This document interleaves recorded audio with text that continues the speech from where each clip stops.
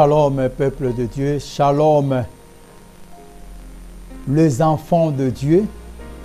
Vous savez, chose qui est très importante dans la vie de comprendre est que le Seigneur Jésus-Christ a laissé le ciel. Il a laissé le trône.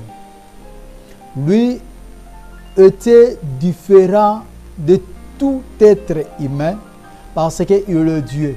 Mais il a accepté de laisser le ciel, d'abandonner la sainteté du ciel et de venir sur la terre qui est souillée, la terre qui vivait dans la malédiction, la terre qui était maudite à cause du péché. Mais il a accepté de venir pour nous sauver. Il a gardé sa sainteté, il n'a pas péché. Jésus-Christ n'a pas commis des péchés. Il a même dit aux pharisiens, aux scribes et tous les principaux sacrificateurs et les restes, il les a dit, qui va me convaincre que j'ai péché? Montrez-moi où est-ce que j'ai péché. Alors si je n'ai pas péché, pourquoi vous m'accusez et pourquoi vous me frappez? Et personne n'avait la réponse de dire que tu as péché par rapport à ça ou ça. Et tout ce qu'il faisait, c'était pour nous sauver. Il acceptait l'inacceptable pour nous sauver. Il acceptait ce que toi et moi, on pouvait dire non. Mais il a accepté ça pour nous sauver. Nous devons vraiment réaliser l'œuvre de la croix. Et chaque fois que nous voyons cela, de dire Dieu est merveilleux, Dieu est bon. Et profiter de cette œuvre. Et non de blasphémer cela ou de négliger cela. Christ est venu pour toi et pour moi. Il est venu nous sauver. Alors conservons cette vie, protégeons cela. Vous savez, quand on comprend la valeur ou l'importance d'une chose, on les prend au sérieux ou on les conserve, on les protège comme il faut. Parce qu'on connaît sa valeur. Quand quelque chose nous coûte tellement, on ne peut pas laisser cela comme ça. Personne ne me dira qu'il a des lingots d'or ou bien il a des diamants dans sa maison et il laisse ça à l'entrée de sa maison. Personne. Ou il a des bijoux d'or qu'il laisse ça à l'entrée de sa maison. Personne. Ou il laisse ça sur la table d'entrée. Personne. On les conserve bien, on les garde, on les protège, on les met quelque part, voire dans nos coffres forts.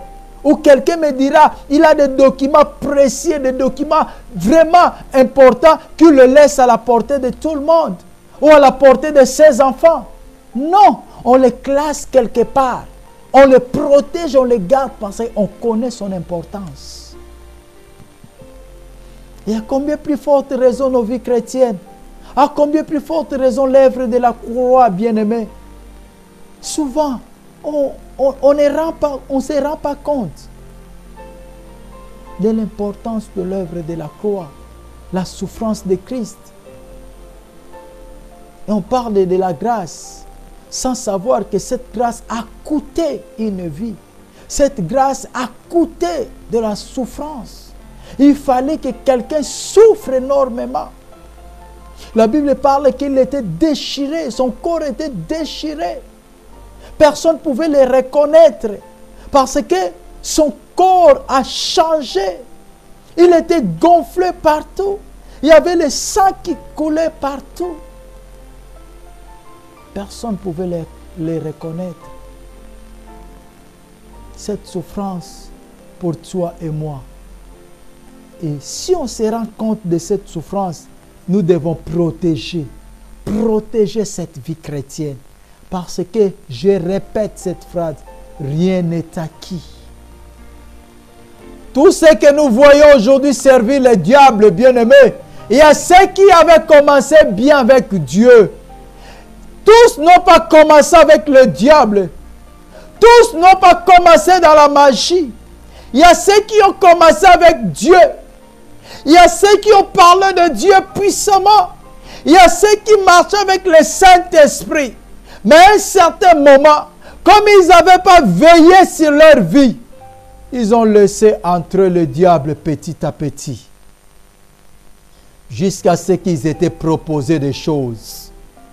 Et ils ont accepté ces choses parce que l'absence de Dieu, l'homme reste naturel. C'est seulement avec Dieu que l'homme est surnaturel. Comme ils ne voyaient pas plus de miracles dans leurs églises, comme ils ne voyaient plus de miracles dans leur vie, ils ont resté superficiels et ils ont accepté la proposition du diable.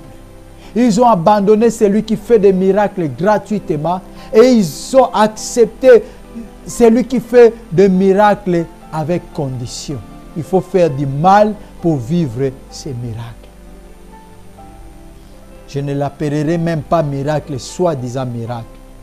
Parce que tout ce qui est mal produit que le mal. Celui qui est guéri par de faux miracles, c'est toujours le faux miracle. Vouloir ou pas, il y a quelque chose qui est entré.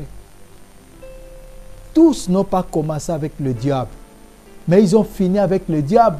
Ou ils continuent avec le diable. Pourquoi? Parce qu'ils n'avaient pas veillé sur leur vie. Ils n'avaient pas veillé sur leur marche avec Dieu. Ils ont négligé l'œuvre de la croix. Ils ont négligé la souffrance de la croix. Et ils ont commencé à penser que tout est acquis. Dieu est avec moi, ça me suffit. Je n'ai plus besoin de conserver la vie de sainteté. Je peux faire tout ce que je veux. Dieu est avec moi. Il ne m'abandonnera pas. Ça suffit.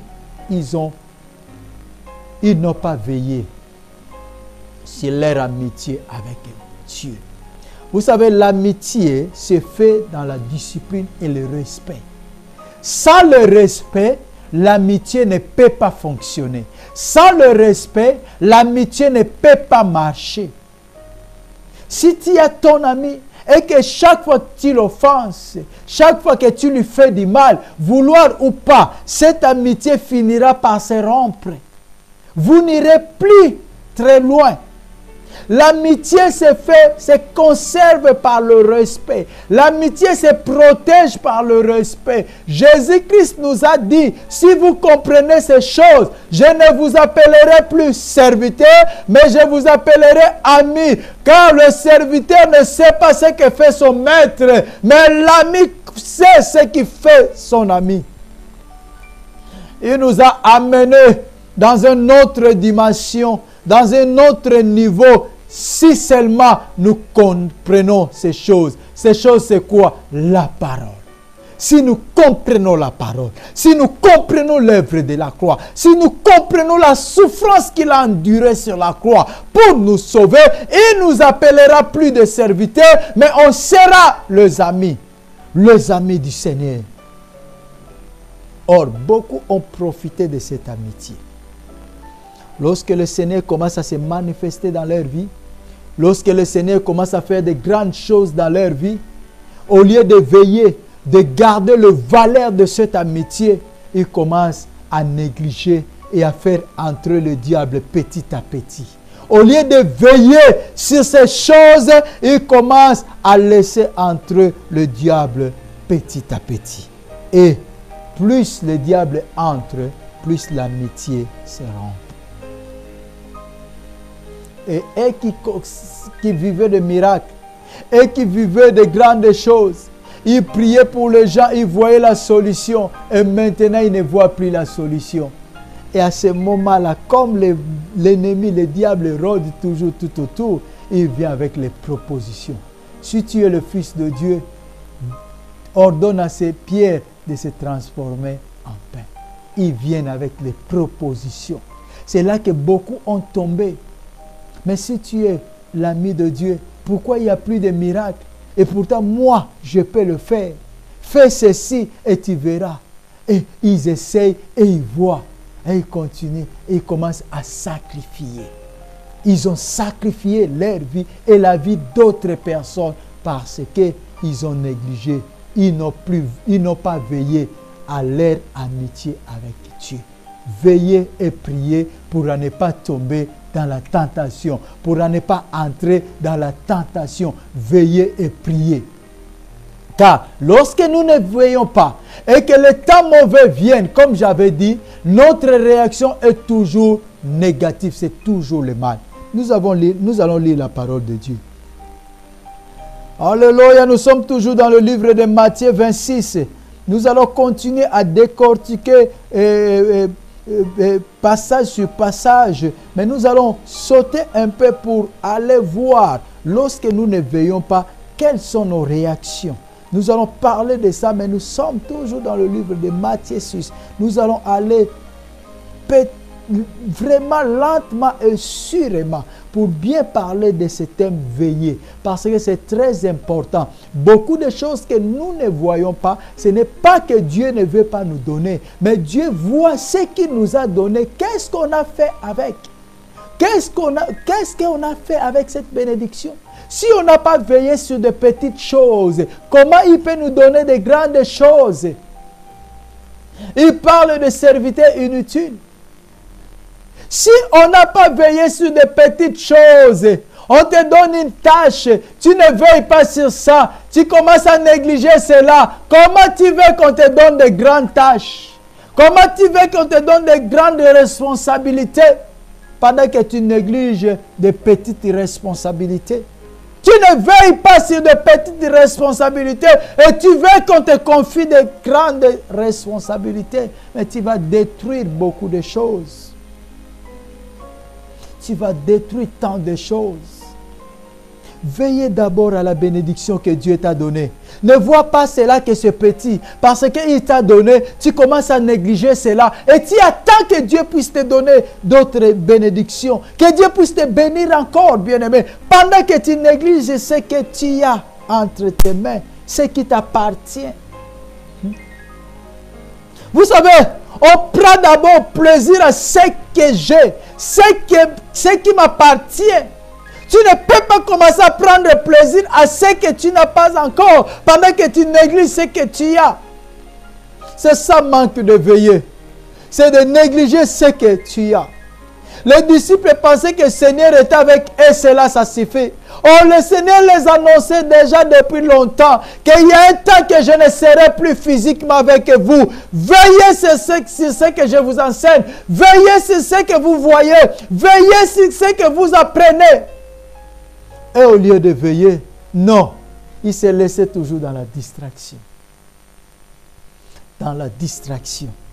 Ah, Jésus. Alléluia. Que Dieu nous aide. La Bible dit, Matthieu 26. Je commence au 47e verset. La Bible dit ceci.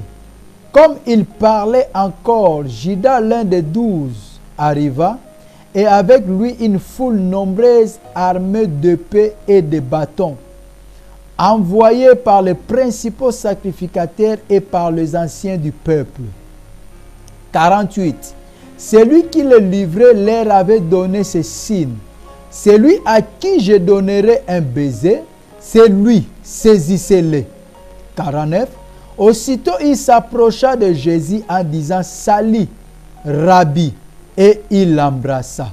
Jésus lui dit, 50. Ami, ce que tu es venu faire, fais-le. Alors ces gens s'avancèrent, portèrent le main sur Jésus et le saisirent. 51, c'est là que je vais parler. Un de ceux qui étaient avec Jésus étendit la main, tira son épée, frappa le serviteur du souverain sacrificateur et lui emporta l'oreille. La parole du Seigneur. Ils étaient avec Jésus. Jésus leur a expliqué la situation clairement, ce qui va arriver. Il leur dit seulement de veiller pour ne pas tomber dans la tentation, pour ne pas entrer dans la tentation. Il les a dit clairement, veillez pour ne pas tomber ou entrer dans la tentation. La chair est faible, l'esprit est bien disposé. Mais ce qu'il faut, c'est quoi? Il faut veiller pour que le corps, pour que la chair ne reste pas faible. Car lorsque la chair est faible, cela amène l'esprit dans la bassesse, dans la faiblesse. On ne peut pas se contenter. Beaucoup de chrétiens parlent de ça avec fierté. Lorsqu'ils veulent faire le mal, lorsqu'ils veulent commettre le péché, lorsqu'ils planifient le péché, le corps est faible, mais l'esprit est bien disposé. Dieu ne regarde pas le corps, mais il regarde le cœur. Il prend plaisir à faire du mal en se justifiant par la parole, en interprétant mal la parole de Dieu. Parce qu'il veut faire du mal. Il prend plaisir à cela. Chose qui faisaient les pharisiens. Ils faisaient du mal en se justifiant par la parole, en interprétant mal la parole. Pas se justifier, mais interpréter mal. Je corrige ma phrase. Ils interprétaient mal la parole de Dieu. C'est ce que Jésus leur disait. Vous prenez la parole de Dieu et vous en faites cela pour vos intérêts, pour faire du mal. Et aujourd'hui, nous voyons cela. Ceux qui font plus de mal, c'est ceux qui interprètent mal la parole de Dieu. Le corps est faible, mais l'esprit est disposé. Cela veut dire, veillez sur ton esprit, que cela reste disposé afin d'amener ton corps dans ce niveau-là, de ne pas laisser ton corps à faire n'importe quoi. Car si ton corps est faible, cela veut dire, ça mènera ton esprit dans la bassesse, dans la faiblesse. Et à la fin, tu seras détruit. Tu n'arriverais pas. La Bible dit, Jésus est retourné vers eux 3 fois. Et à un certain point, il a dit, maintenant, le temps est arrivé où le Fils de l'homme sera livré. Celui qui m'a livré est déjà là. Levez-vous, allons. Celui qui me livre s'approche. Donc, on ne peut plus retourner. Le temps est arrivé. Mais il leur avait dit, veillez pour ne pas entrer dans la tentation. Donc, Jésus prenait le temps de préparer les disciples pour ne pas faire ce qu'ils avaient fait. La Bible dit, lorsque ceux qui venaient l'arrêter, lorsqu'ils avaient arrivé, lorsqu'ils étaient là pour l'arrêter, lorsqu'ils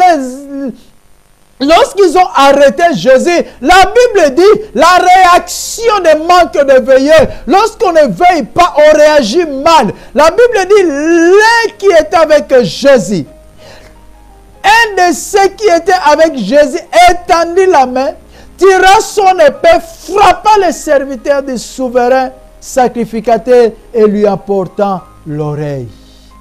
Réagir dans la chair. Les choses sont spirituelles.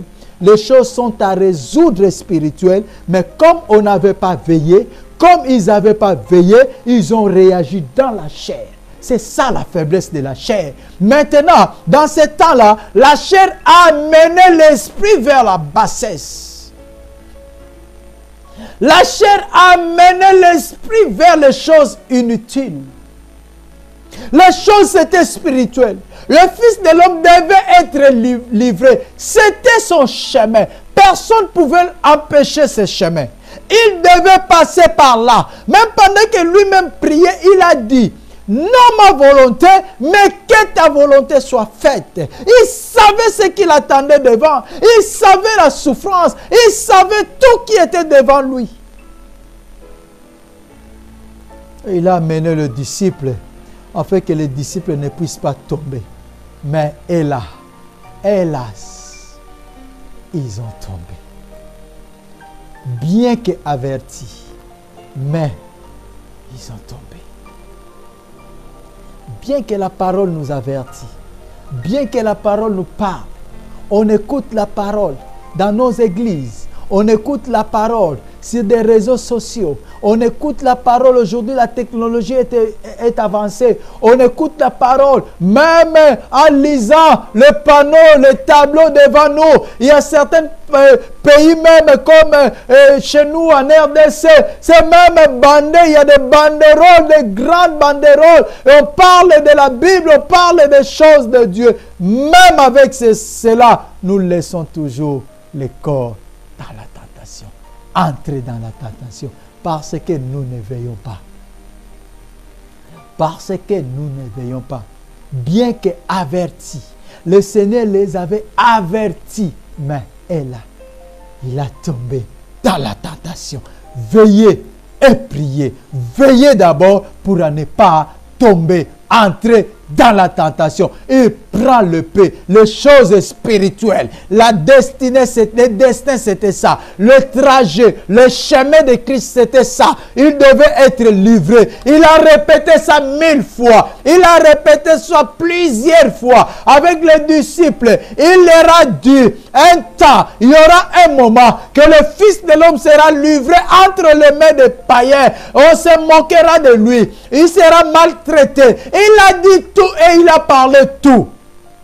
Bien qu'avertis, par manque de veillée, ils ont tombé.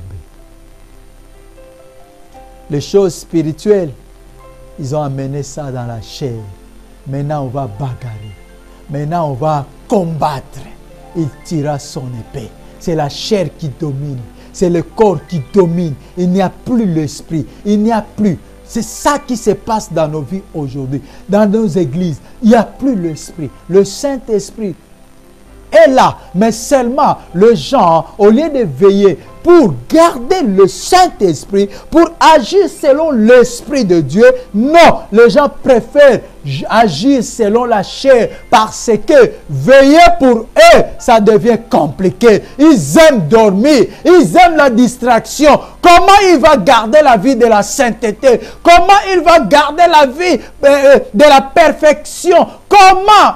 Pendant que le corps aime se réjouir dans des choses mauvaises.